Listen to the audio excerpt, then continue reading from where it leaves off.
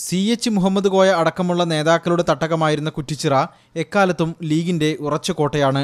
മന്ത്രി MK മുനീർ പ്രതിനിധീകരിക്കുന്ന Kozhikode south മണ്ഡലത്തിൽപ്പെടുന്ന കുറ്റിച്ചിറയിൽ ലീഗിന്റെ പ്രാദേശിക കമ്മിറ്റി നേതൃത്വത്തിനെതിരെ തിരിഞ്ഞിരിക്കുകയാണ്.